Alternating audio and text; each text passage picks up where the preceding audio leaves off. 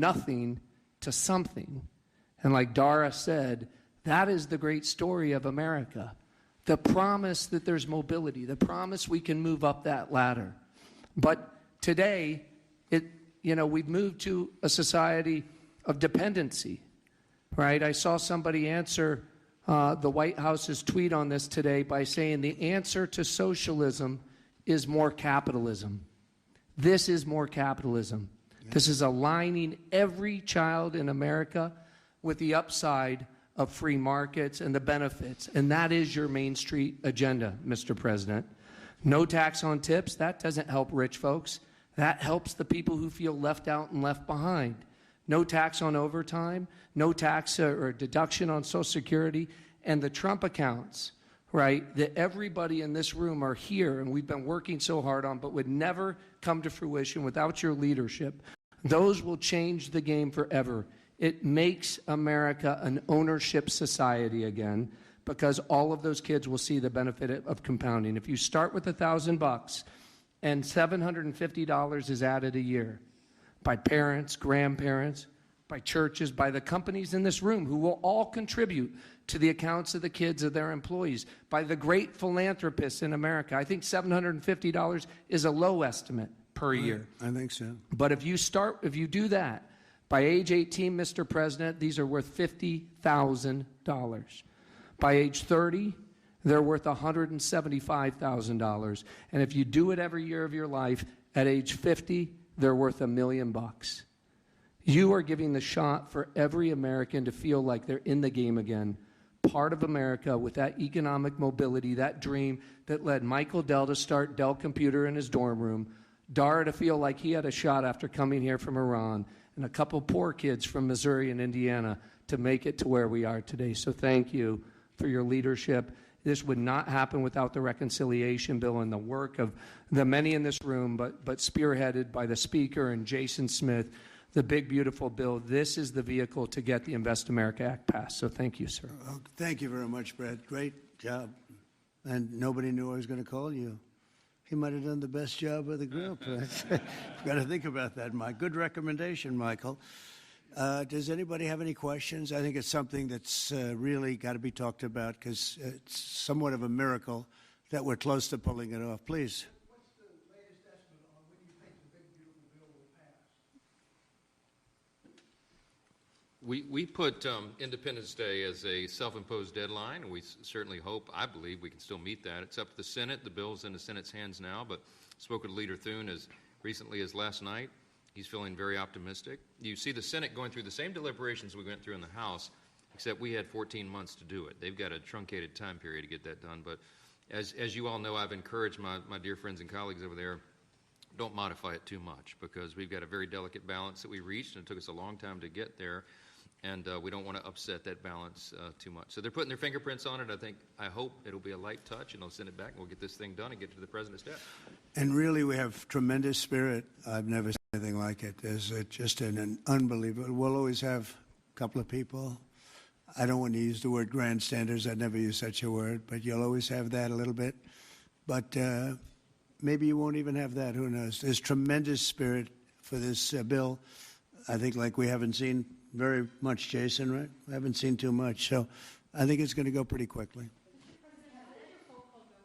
Prime Minister Netanyahu, you just mentioned Iran. Did you discuss Iran? Very Did you well. discuss the Gaza war?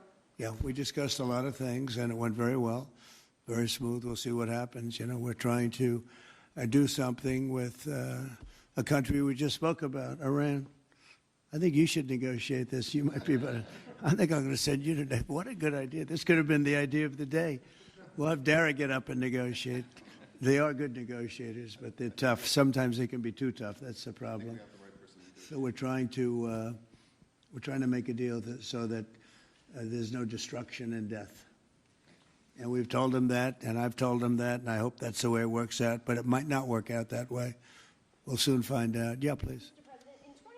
When you were talking about unrest in American cities, you said, quote, "We have to go by the laws. We can't call in the National Guard unless we're requested by a governor."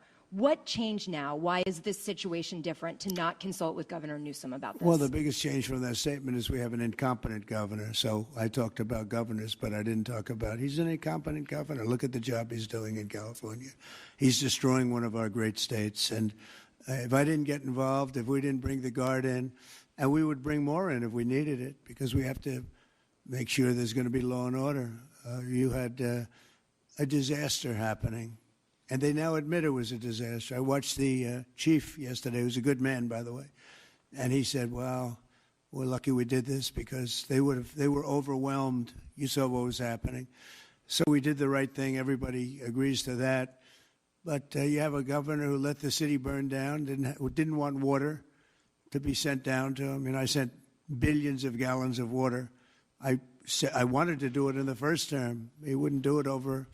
I don't know. They have environmental reasons, but there were no environmental reasons. I think it's just a political philosophy. But it's lucky for the people in Los Angeles and in California that we did what we did. We got it just in time. It's still simmering a little bit, but not very much. Yeah, please. And what crime has he committed that would warrant his arrest? What crime has Governor Newsom committed? A crime has he committed? Yeah, to warrant his arrest, as you I think his suggested primary crime is running for governor because he's done such a bad job. What he's done to that state is like what Biden did to this country. And that's pretty bad. It's the wrong philosophy. Thousands, hundreds of thousands of illegal immigrants, many of them prisoners. They're taking up your health care. They're taking up your space in schools. They're taking up your hospital. And in many cases, they're criminals. And we have to do something about it, and we're doing something about it. I want to thank the incredible patriots of ICE and Tom Homan, who has been incredible, and Kristi Noem, likewise incredible. The job they're doing, and it's like an unforced error. There was no reason for this. 21 million people were allowed into our country, and many of those people were criminals, and it's a shame. It's a shame, but we're getting them out, and I will say, I think it's a 95-5 issue, just like so many other issues, 95-5.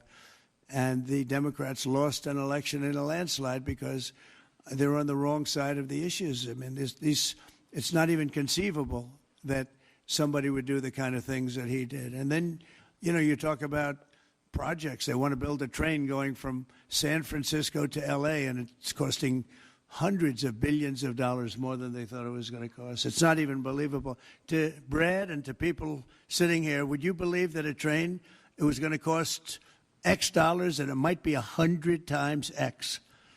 Would have paid for this for about 50 million American children. You're right. 50 million American children instead of a 3-mile train track that never got built.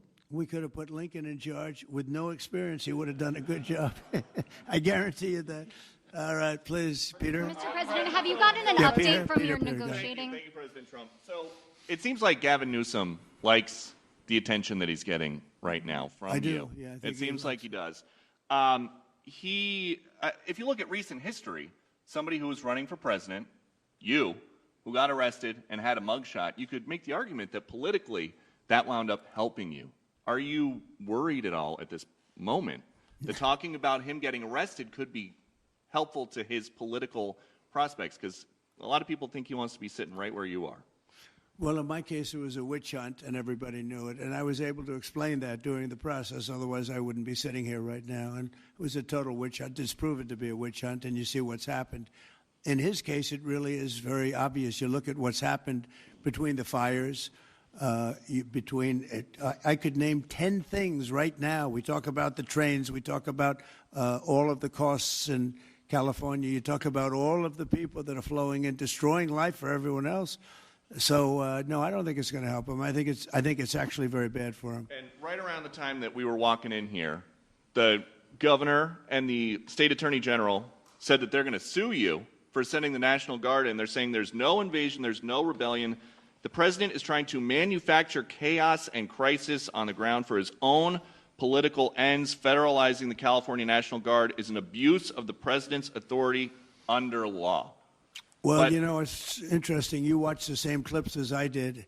Cars burning all over the place, people rioting. And by the way, we stopped it. We were able to make it much better, but it still looked pretty bad. And in watching clips last night, people were saying this is really a big problem. And until we went in, if we didn't do the job, that place would be burning down just like the houses burned down. They were in big trouble last night, Peter. You know it. And the night before, and the night before that. And I feel we had no choice. I don't want to see happen what happened so many times in this country. I watched Minneapolis burn. Look at what happened in so many different parts of California. You take a look at what happened in San Diego. There's so many different places where we let it burn. We want to be politically correct. We wanted to be nice. We want to be nice to the criminal. And what you're doing is destroying the fabric of our life in this country. No, we did the right thing. We've been given credit by people that I would least suspect. Why I would say that some of the people that came in and said, thank goodness, they said, some of them, thank God that Trump got involved. And I'm very happy I got involved. And I think Gavin, in his own way, is probably happy I got involved. Yeah, go ahead, Peter. What do you make of the fact that he says, you want a civil war on the streets of America? No, that's just the opposite. I don't want a civil war. A civil war would happen if you left it to people like him. And I liked him. You know, I always got along with him. Never had a problem with him. But he's grossly incompetent. Okay. In London? Have you gotten an update from your team in London negotiating? What? Louder. Have you gotten an update from your team in London negotiating the China trade talks? We are doing well with China. China's not easy, just like your home country is not easy there. I think we're doing very well. They're over there now. I'm only getting good reports. It's a little early, but they'll be calling in soon. In fact, probably when I get back, I'll have my first call from them. We want to open up China. And if we don't open up China, maybe we won't do anything. But we want to open up China. It'll be a great thing for China, a great thing for the rest of the world. Are you willing to lift export controls when it comes to China? Did you give your negotiators any sort of limitations? We're going to see. Look, China has been ripping off the United States for many years. Nobody charged them 10 cents. No president had the courage to charge China for whatever reason. They didn't want to do it. I took in hundreds of billions of dollars. I put on tariffs on China when I got in first term. And we took in hundreds of billions of dollars. And then I did it again, but I did it for a lot of others. If you look at the stats, the deficit last month was cut in half. Everybody was shocked. I wasn't shocked. I think a lot of the people at this table weren't, because they saw the billions of dollars that were pouring in, and the tariffs hadn't even started yet, just about. They were in cars. They were in some countries at a very minor level. And we cut the deficit in half, and it was a big story a couple of days ago. They said, I don't believe, one of the announcers on a business network went wild, said, I can't believe these numbers. Those numbers are good. The numbers are going to be very good. I think we're going to have a great 4 years. You know, we had the greatest economy in history during my 4 years. I think this one's going to blow it away. Yeah. Mr. President, go ahead, do you have a message for Greta Thunberg, and did she come up on your call with the Prime Minister today? Well, she's a strange person. She's a young, angry person. I don't know if it's real anger. It's hard to believe, actually, but I saw what happened. She's certainly different. Anger management. I think she has to go to an anger management class. That's my primary recommendation for her. Was she kidnapped by Israel, as she says? Was she kidnapped? I find it. I think Israel has enough problems without kidnapping Greta Thunberg. And secondly, are you going to Is that what she said? She was kidnapped by Israel? Yes, sir. Are you going to get rid of the Tesla and the Starlink service that you have here at the White House? No, I haven't heard that. I mean, I may move the Tesla around a little bit, but I don't think we'll be doing that with Starlink. It's a good service. Where are you going to move it to? Move it around. What do you mean? I have a lot of locations.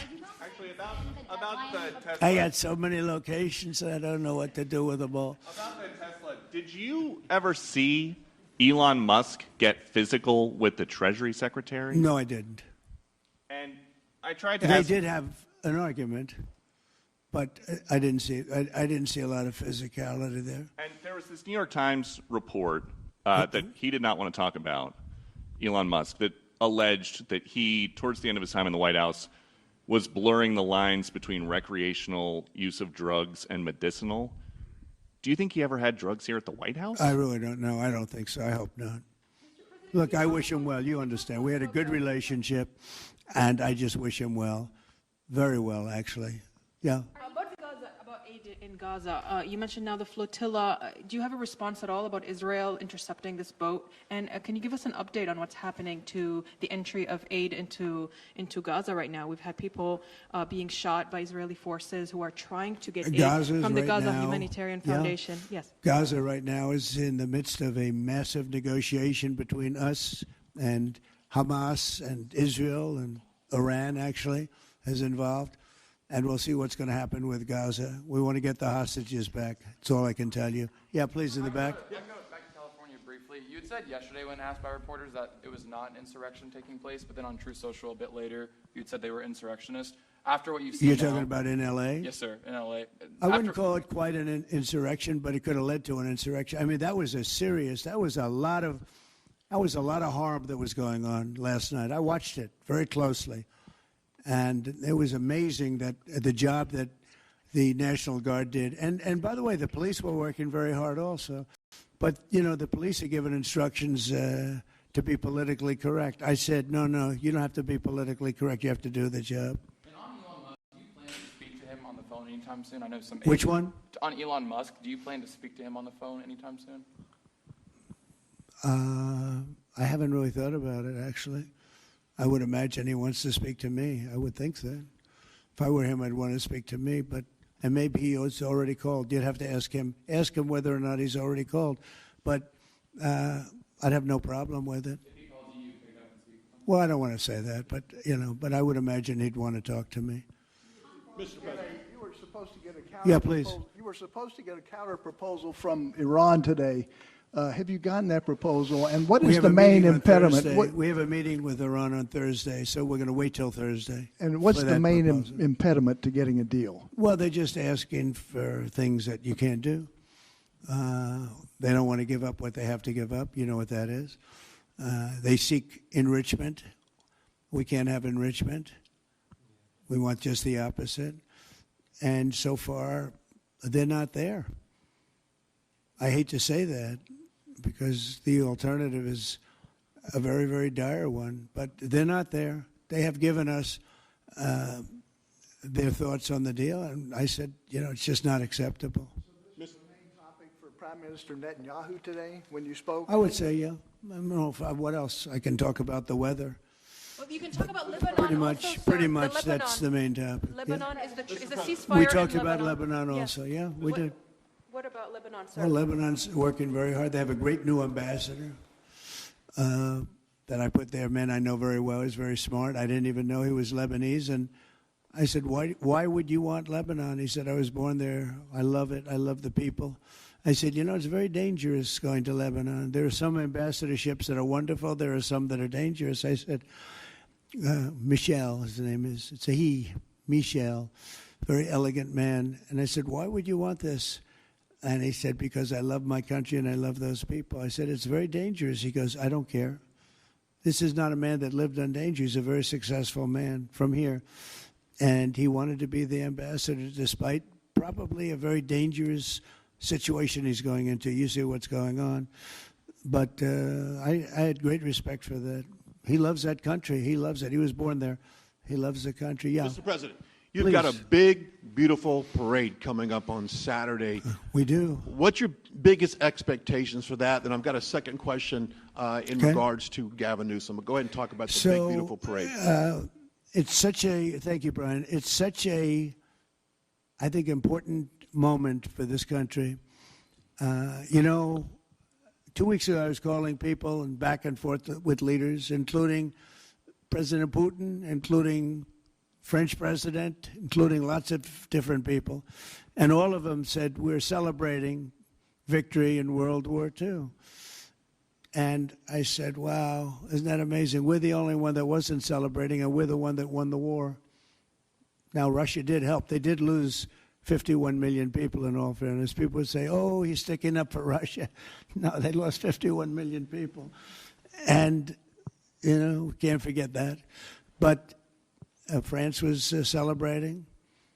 And as you know, Hitler made a speech at the Eiffel Tower.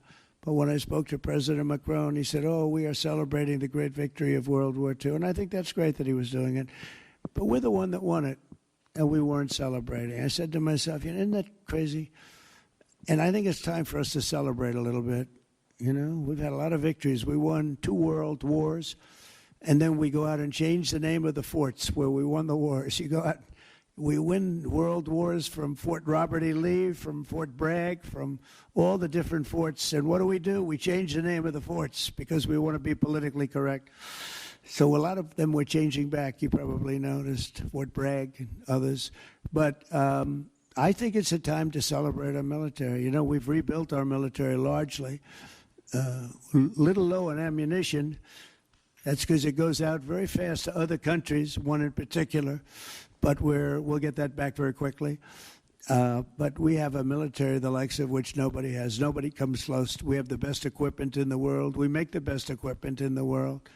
There's no military like our military. We showed that with ISIS. I was told by the television generals it would take 4 years to win, and we did it in 3 weeks. And it was headed by General Raisin Kane, who's now the chairman of the Joint Chiefs of Staff. He's great. Just left him.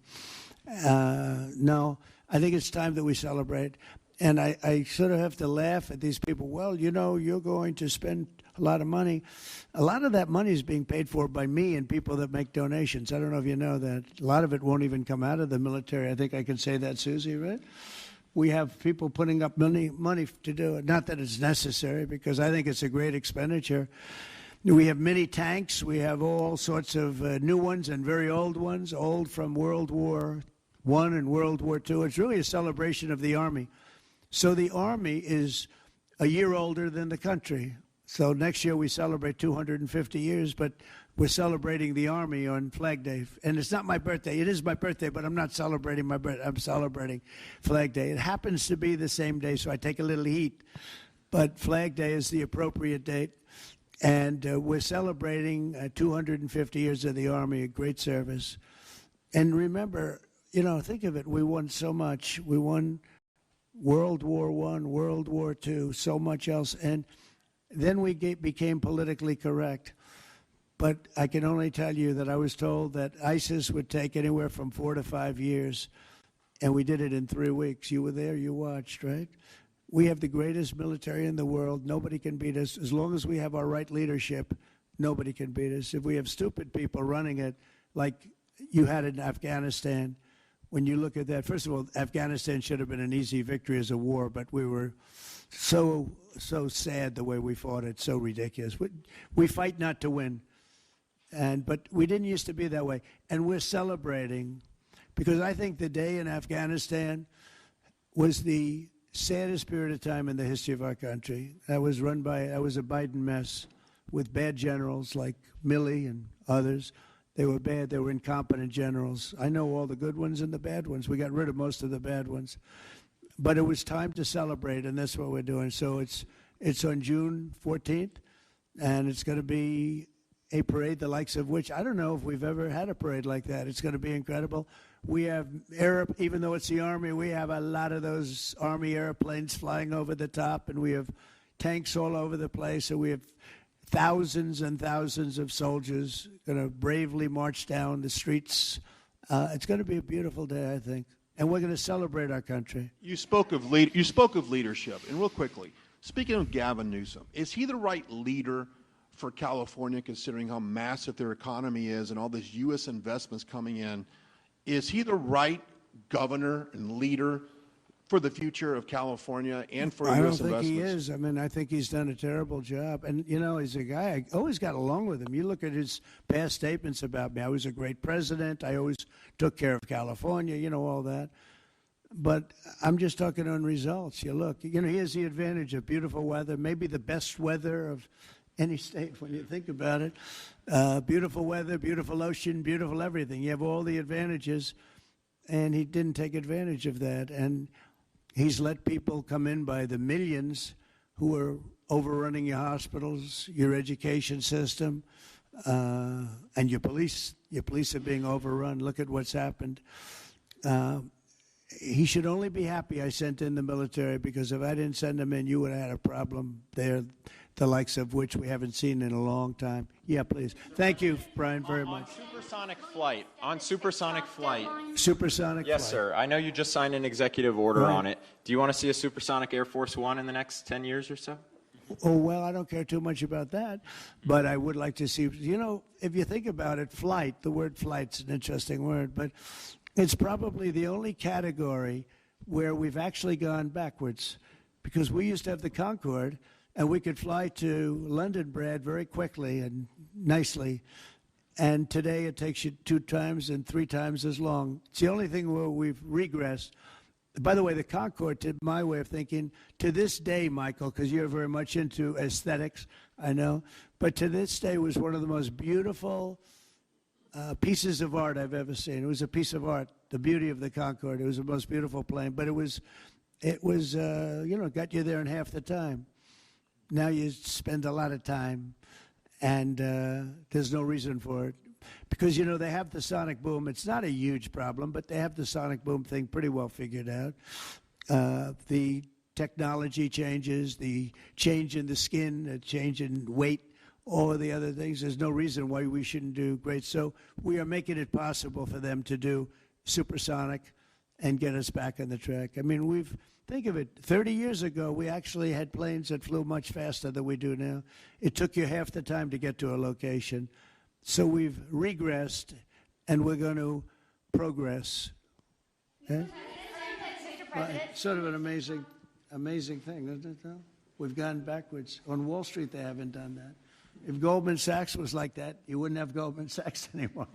Are you planning to deploy Marines? Yeah, please. Are you planning to deploy Marines in California to address the situation in Los Angeles? Are you going to deploy Marines in California? We'll see what happens. I mean, I think we have it very well under control. I think it would have been a very bad situation. It was heading in the wrong direction. It's now heading in the right direction. And we hope to have the support of Gavin, because Gavin's the big beneficiary as we straighten out his problems. I mean, his state is a mess. And I'd like to get somebody involved in the rail, because, look, personally, it should have never been built, because you can fly there for $2, and what are you doing? They're doing that. You could drive. You could do lots of different things. You know, if they did a study, if you gave every passenger the finest limousine service in the history of our world, the most expensive chauffeur-driven, white-glove limousine service back and forth, we would have saved billions of dollars as opposed to building this monstrosity that's going up. And I've never seen anything. You know, I've seen cost overruns. I'm a person, I've always done well on cost overruns. I don't have them. But I will tell you, I have never seen cost overruns. You see them where they're 20% more, 50%, 100% more. These are thousands of percent. Nobody even knows. They have no idea. And it was supposed to be from San Francisco to Los Angeles. Well, they just made it way outside of Los Angeles. It's stopping in the middle of, I don't want to say nowhere, because I happen to like one of those little cities very much, but it's way short of the destination. And our government is saying, you know, why are we involved in this thing? It's been handled so badly. Before him, but he really blew it. So, you know, all right, one more question. Speak to any of the discussions that were had there and the purpose of that retreat, your time at Camp David. On a what? Your time at Camp David. Can you speak to what discussions were had there and the purpose of that retreat? Well, I don't want to speak to discussions. I mean, I told you what we were there for a little bit. We had discussions on many topics. We had a group of people, a large group of people, including generals and admirals and lots of others. And all I can say is our country's in great shape. We're in great shape economically. The bill that Mike and Jason and all the people are working on is going to be, I think, amazing. I think it's going to be one of the most important pieces of legislation we've ever had in this country. It's going to do things that you wouldn't believe. We're going to, you know, I have a very simple phrase. We ran an election on very simple words: make America great again. That's what we're doing. We're making it great. We're making it safe. We're making it beautiful. And we're making it very wealthy again. You know, wealth is okay. You need wealth to take care of lots of other people. We have to make our country better. It has to heal from 4 years of abuse. Our country was abused badly by a very incompetent person and a group of people that weren't incompetent, but they were radical left lunatics, and they ran the country with an auto pen.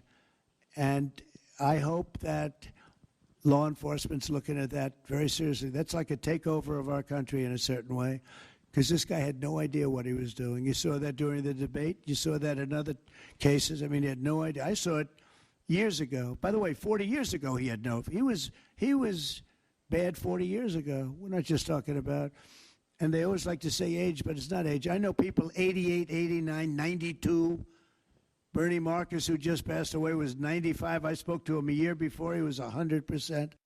It's not age. It's something else. But whatever it is, you can't have that in this country. The damage he's done to this country is unbelievable. But the good news is we've got much of it fixed already, and the rest of it will happen. Thank you all very much. Thank you.